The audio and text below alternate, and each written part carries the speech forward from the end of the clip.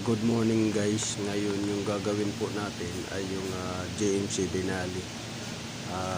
Yung symptoms nito guys, grinding noise underneath and turning.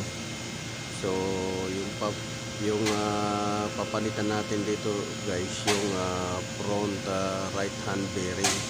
Tapos may DTC code po to siya guys na C0035. So wheel speed sensor yung papalitan rin natin kasi yung circuit performance niya. So may bend kasi yung wire. So putol na siguro yung connection dun sa loob.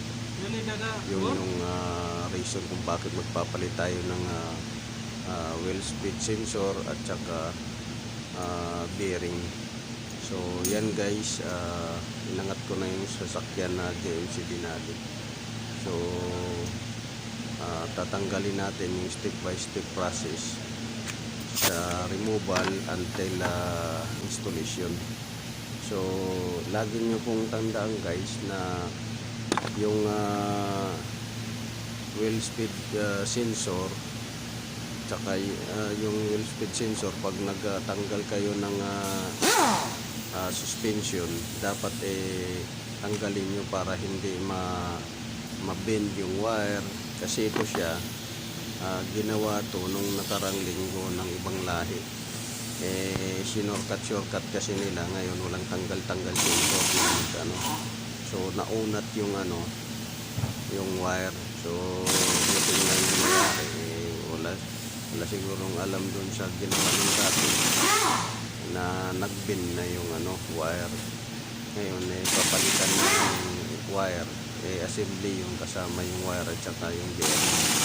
So yung bearing may maingay din siya pagka turning right, yung bearing sa front right.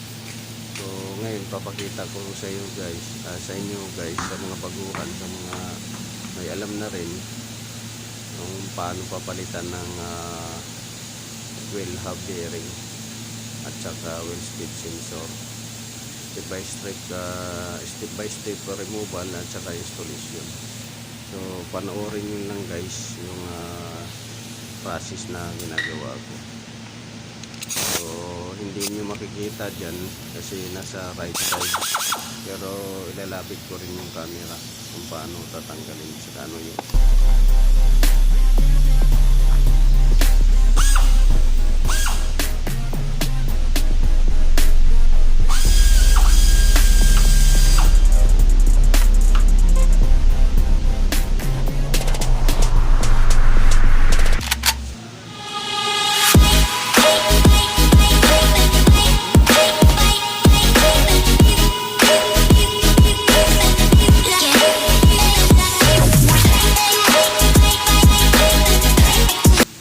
Dyan guys, makikita nyo guys yung bagong wheel hub bearing, nakabox pa.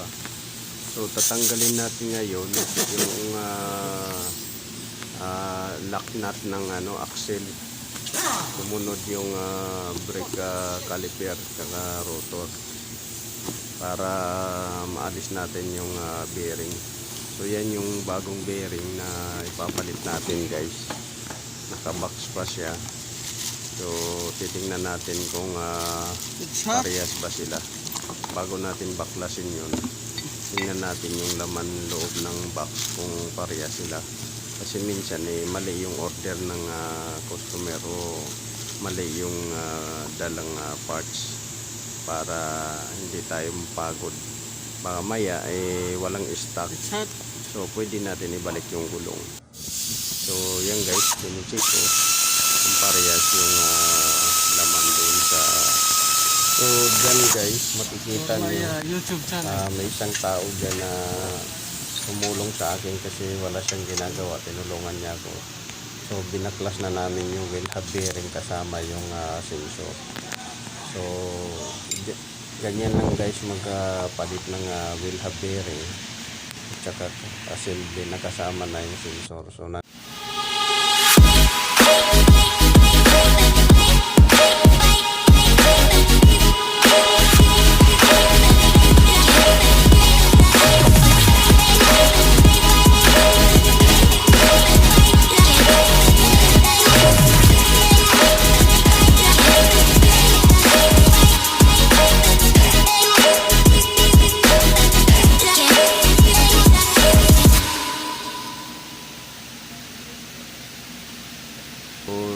guys, naikabit ko na yung bagong wheel hub bearing at saka yung wheel speed sensor.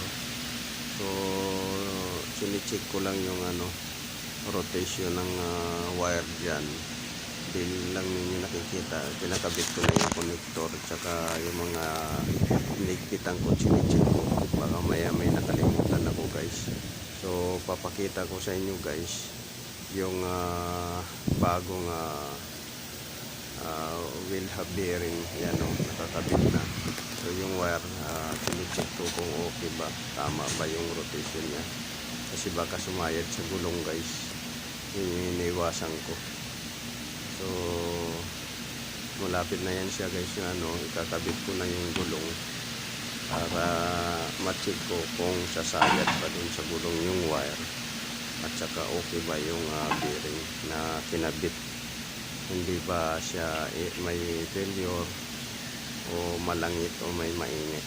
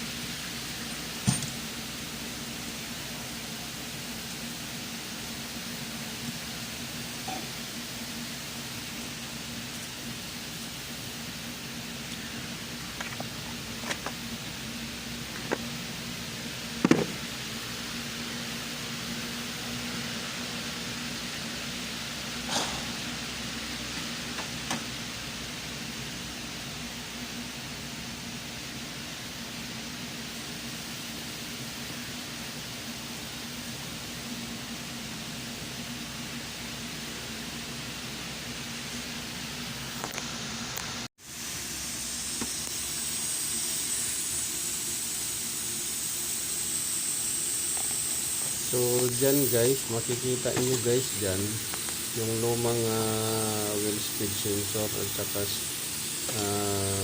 lumang wheel hub bearing.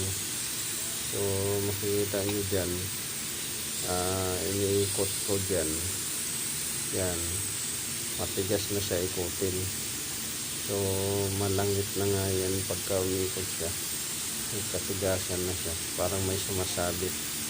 Yung sensor naman, yun sa dulo, may tupi na siya, na build siya. So yan yung dahilan na bakit pinalitan, dahil may code siya sa wheel speed sensor at saka yung bearing maingay na rin siya. So pinalitan na yan.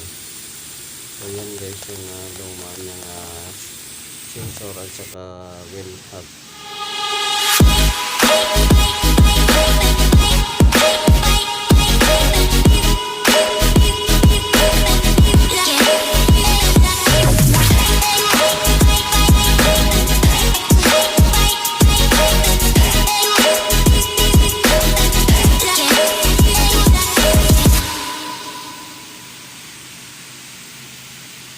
So yung ginagawa nating sasakyan guys ay GMC Denali.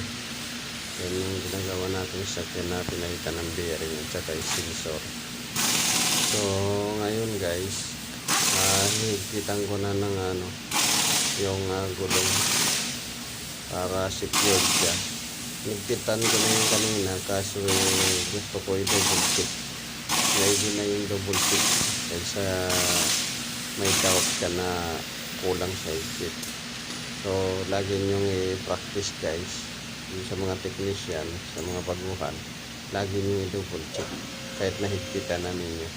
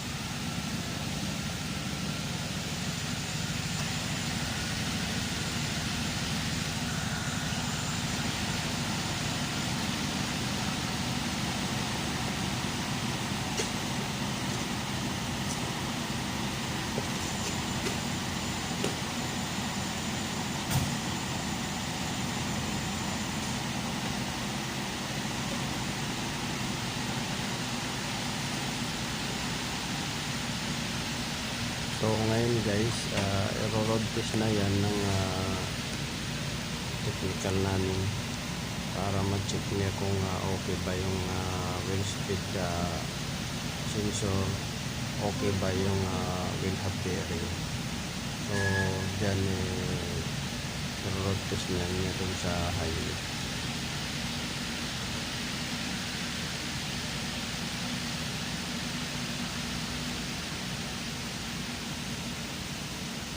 So ganun lang yung guys kung paano magpalit ng wheel hub bearing.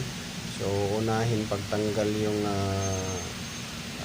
lock nut ng drive axle nya sa front, tapos sumunod yung brake caliper assembly, tapos sumunod yung rotor disc. So actually tatlo lang yung tatanggalin nyo doon, yung